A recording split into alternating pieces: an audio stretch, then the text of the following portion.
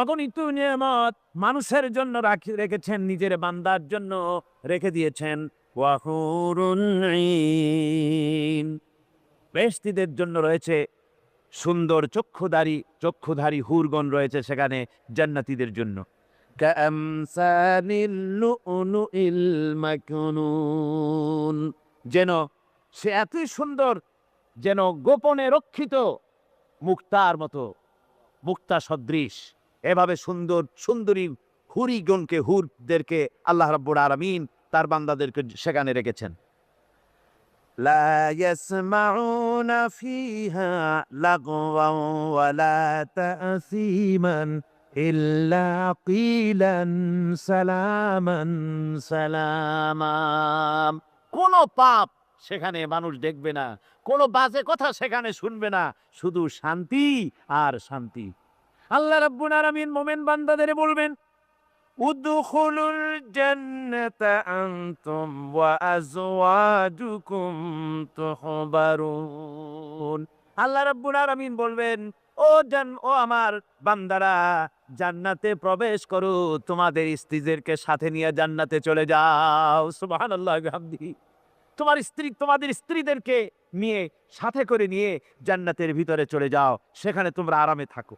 ইউতাফু আলাইহিম বিসহাফিম মিন যাহাবিন ওয়া আকওয়াবিন ওয়া ফিহা মা তাশতাহিল আনফুসু ওয়া তালাজ্জুল আ'য়ুন ওয়া আনতুম ফিহা খালিদুন। তাদের সামনে সেখানে স্বর্ণ নির্মিত থালা এবং সমস্ত পাত্র তাদের সামনে ঘুরতে থাকবে। তারা সেখানে আরামে মন ভোলানো সাজসজ্জা সরঞ্জামাদি ইত্যাদি দেখে তারা সেখানে অবাক হয়ে যাবে। এত সুন্দর জান্নাতের পরিবেশ দেখে তারা হয়রান হয়ে যাবে। এই জান্নাতীদেরকে আল্লাহ রাব্বুল আলামিন ফেরেশতাদেরকে অর্ডার করবেন, ও আমার ফেরেশতারা, আমার এই বান্দাগুলিকে জান্নাতের দিকে নিয়ে যাও। ওয়াসিকাল্লাযীনা তাকাউ রাব্বাহুম ইলাল জান্নাতি যুমারা। যারা আল্লাহকে ভয় করে জীবন চালাইছে, আল্লাহকে ভয় করে যারা জীবন সমাজ ব্যক্তি পরিবার রাষ্ট্র পরিচালনা করেছে, আল্লাহ রাব্বুল আলামিন বলবেন, ও আমার ফেরেশতারা, আমার এই বান্দাগুলিকে জান্নাতের দিকে নিয়ে যা। ফেরেশতারা জান্নাতীদেরকে হাকায়া জান্নাতের দিকে নিয়ে যেতে থাকবে। আবার ওদিকে আছে ওয়াসিকাল্লাযীনা কাফারু ইলা জাহান্নামা যুমারা, জাহান্নামীদেরকে হাকায় নিয়ে যাওয়া হবে কোন দিকে? জাহান্নামের দিকে। এখন ওয়াসিকা মানে হাকায় নিয়ে যাওয়া, বেহেশতীদেরকেও হাকায় নিয়ে যাবে, আর জান্নাতীদের কি কয় দোজখী যারা, তাদেরকেও হাকায় নেওয়া হবে, আর বেহেশতীদেরকেও হাকায় নেওয়া হবে। এটা কেমন কথা? দুই জায়গায় হাঁকানি খাওয়ান লাগবে। হাঁকানি বোঝেন তো? ধাক্কা। তো দুই জায়গায় ধাক্কা খাইতে হবে, তাহলে কিরকম বেহেশত যে ফেরেশতাদের ধাক্কা খাইতে খাইতে যাওয়া লাগবে, ব্যাপারটা কি? আমার ভাইরা, ব্যাপারটা হচ্ছে এই, আমি দৃষ্টান্ত দিতে গিয়া বলি, অনেকদিন বন্ধুর সঙ্গে দেখা হয় নাই, বহু বছর পর হঠাৎ করে এক বন্ধু আর এক বন্ধুর বাড়িতে এসেছে, যে বলছে, ভাই যদিও বহু বছর পর এসেছি, কিন্তু আমার হাতে সময় নাই, আজ আমি বেশ সময় তোমার বাড়িতে থাকবো না। ওই বাড়িওয়ালা বন্ধু বলে, বন্ধু যতই ব্যস্ততা তুমি দেখাও না কেন, আজকে যখন তোমার একবার পাইছি, আমি তোমাকে ছাড়বো না। এই হলো একটা ছাড়বো না। আর ঢাকা হাইকোর্টের সামনে থেকে মকিম গাজী পালায় গেছে, ডাকাত।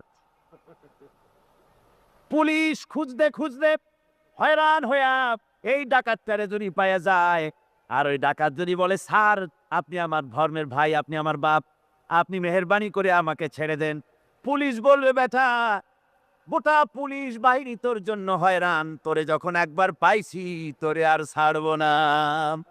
তাহলে বন্ধুর ছাড়বো না আর পুলিশের ছাড়বো না এক জিনিস না।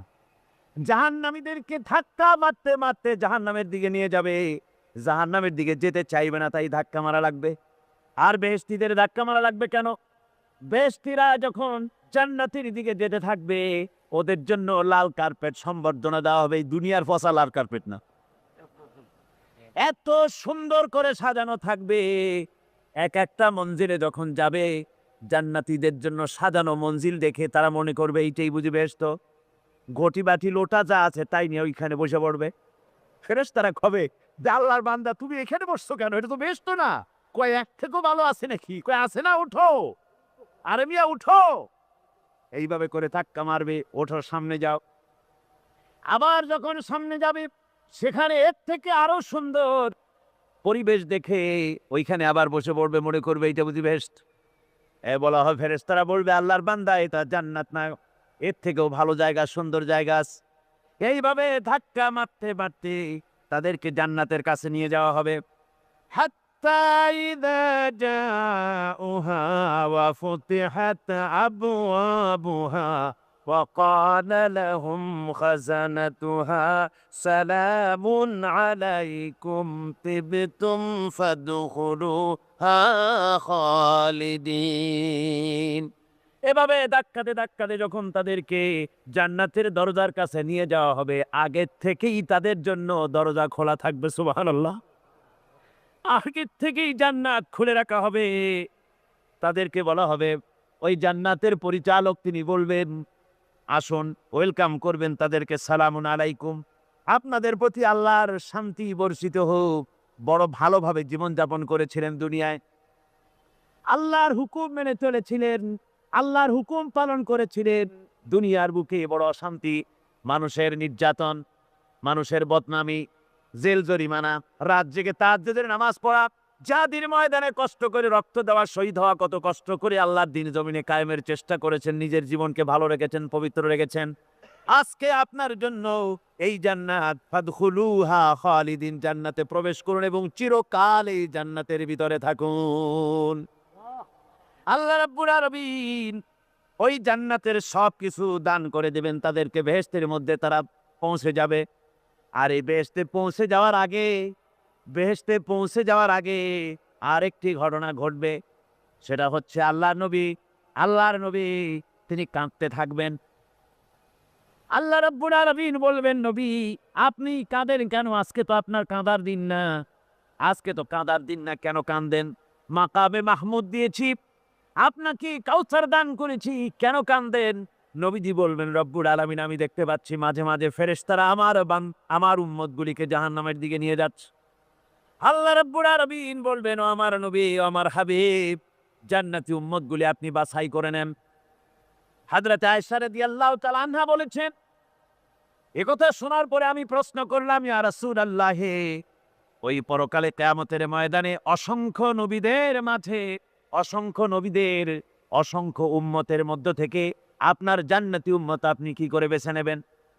হুজুর বলেন, আয়েশা, যদি কোনো ঘোড়ার কপাল যদি থাকে সাদা, আর সাদা কপালওয়ালা ঘোড়াটা যদি অনেকগুলি ঘোড়ার মধ্যে হারিয়ে যায়, তাহলে সাদা কপালওয়ালা ঘোড়াটারে কি তার মালিক খুঁজে পাবে নাকি?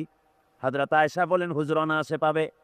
হুজুর বলেন, কিয়ামতের দিন অসংখ্য মানুষের ভিতরে আমার জান্নাত উম্মত আমি এইভাবে বেছে নেব, যারা দুনিয়ার ভেতরে নামাজ পড়েছে, ঈমান এনেছে, ঈমানদার ছিল, দ্বীনের কাজ করেছে, আল্লাহর সাথে নাফরমানি করে নাই। নামাজ পড়েছে সঠিকভাবে, আল্লাহর সঙ্গে নাফরমানি করে নাই, সঠিকভাবে দ্বীন পালন করেছে। তাদের চেহারার ভিতরে ঈমানের নূর চমকাতে থাকবে। ওই ঈমানের নূরের চমক দেখে দেখে আমার উম্মতগুলি আমি বাছাই করব। সেদিন ওই কিয়ামতের ময়দানে যারা নামাজ পড়ে না, রোজা রাখে নাই, বরং দ্বীনের সঙ্গে বিরোধিতা করেছে, আল্লাহর সঙ্গে নাফরমানি করেছে, ইসলামকে অস্বীকার করেছে, আল্লাহর দ্বীন যারা জমিনে কায়েম করতে চায় তাদের সঙ্গে বেয়াদবি করেছে, ওরা বলবে, হে রাসূল আমিও তো আপনার উম্মত, আমারও সুপারিশ করুন। আল্লাহ নবী বলবেন, ভেগে যাও, দূর হয়ে যাও, তুমি যদি আমার উম্মত হবে তাহলে এসব উম্মতের মতো ঈমানের নূরের চমক তোমার ভেতরে আমি দেখতে পেতাম। ওই হাসরের ময়দানে আল্লাহ নবী যদি বলেন তুমি আমার উম্মত নও, ভেগে যাও, এর থেকে অসহায়, এর থেকে এতিম অবস্থার মানুষের জন্য কিছু হতে পারে না। আল্লাহ এই দুরবস্থা থেকে আমাদেরকে যেন হেফাজত করেন। আল্লাহ রব্বুল আলামিন যেন আমাদেরকে নবীর সুপারিশ কিয়ামতের দিন আমাদের জন্য নসিব করে দেন। জোরে বলেন আমিন। আমার ভাইরা, জান্নাতের ভিতরে সব সেটেল হয়ে গেল। আল্লাহ পাক জিজ্ঞেস করবেন, ও আমার বান্দারা, ও আমার জান্নাতি বান্দারা, আমি তোমাদেরকে যে সব ওয়াদা করেছিলাম সে ওয়াদা মতো সব পাইছো কিনা? আমি ওয়াদা করেছিলাম আমার জন্য রাত জেগে যদি তাহাজ্জুদের নামাজ পড়ো, নামাজ রোজা হজ যাকাত যদি করো, আমার দিন কায়েমের জন্য যদি আন্দোলন করো, রক্ত যাও, আমার জন্য যদি কষ্ট করো, শহীদ হও, তাহলে আমি তোমাদেরকে জান্নাত দেব। যত আদা করছিলাম তা পেয়েছো কিনা? জান্নাতীরা বলবে ক্বালু নাআম, সব পেয়েছি, সব নেয়ামত পেয়েছি। আল্লাহ বলেন সব পাও নাই, ওয়ালাদাইনা মাজিদ, আমার কাছে আরো বেশি আছে, আমার কাছে আরো বেশি আছে, সব পাও নাই। জান্নাতীরা বসে থাকবেন, বুঝতে পারবেন না এত নিয়ামত পেয়েছি, আল্লাহর কাছে আরো আছে।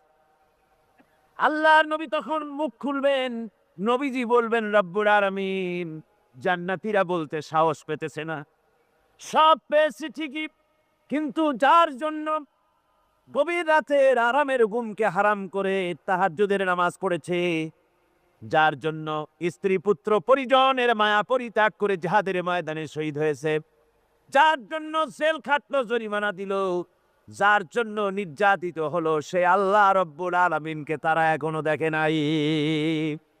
আল্লাহ রব্বুল আলামিন বলবেন, আমি আমার বান্দার সে আরজ পুরা, সে আরজি পুরা করব। আল্লাহ রব্বুল আলামিন তার সামনের থেকে সমস্ত নূরের পর্দাগুলি সরে যাবে, রব্বুল আলামিন তার বান্দার দিকে, বান্দার সামনে জালুয়া আফরোজ হবেন। আল্লাহ পাক কোরআনে কারীমের ভিতরে বলছেন, উজুহু ইয়াউমাইযিন নাযিরা ইলা রাব্বিহা নাযিরা।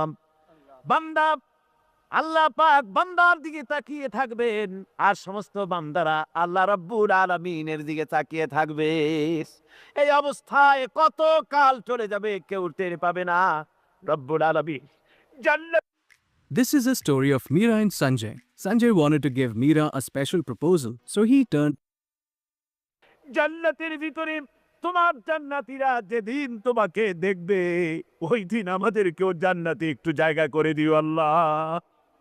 আমরা যেন ওই জান্নাতের ভেতরে বসার জায়গা যদি না পাই, আমরা গুনাহগার মানুষ, জান্নাতের কোনো একটু জায়গায় ঠাঁই করে দিও যেন তোমারে দেখতে পাই।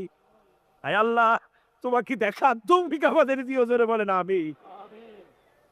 হযরতে মাহবুবে রব্বানী কুতুবে সুবহানী শেখ মুহিউদ্দিন আব্দুল কাদের জিলানী রাহমাতুল্লাহ আলাইহি, তিনি বলেছেন, মুনাজাত করতে গিয়ে আবেগে বলেছেন, রব্বুল আলামিন, তুমি যদি দয়া করে আমাকে জান্নাত দাও, আর তোমাকে যদি আমি না পাই, তুমি যদি আমার সঙ্গে দেখা না করো, আমারে যদি কথা না বলো, তাহলে এই জান্নাত আমার কোনো লাভ নাই। আর আমাকে যদি জাহান্নামও দিয়ে দাও, আর মাঝে মধ্যে তুমি যদি জিজ্ঞাসা করো মহিউদ্দিন কেমন আছো, তাহলে এই জাহান্নাম আমার জন্য বেহেশত হয়ে যাবে। আয় আল্লাহ, আমি শুধু তোমারই চাই, শুধু তোমারে দেখতে চাই। আল্লাহ রাব্বুল আলামিনকে যেন আমরা দেখতে পারি, আল্লাহর সঙ্গে যেন দেখা করতে পারি। আমার ভাইয়েরা, আল্লাহ পাক তাই কোরআনে কারীমের মধ্যে এসব পথে স্পষ্ট করে বলে দিয়েছেন, আল্লাহর সঙ্গে যারা দেখা করতে চায়, আল্লাহর সঙ্গে যারা কিয়ামতের দিন আল্লাহর সঙ্গে যারা দেখা করতে চাইবে, তাদেরকে শিরক মুক্ত জীবন যাপন করতে হবে, আর আল্লাহর দ্বীনকে পরিপূর্ণভাবে আমল করা লাগবে। এবার আল্লাহ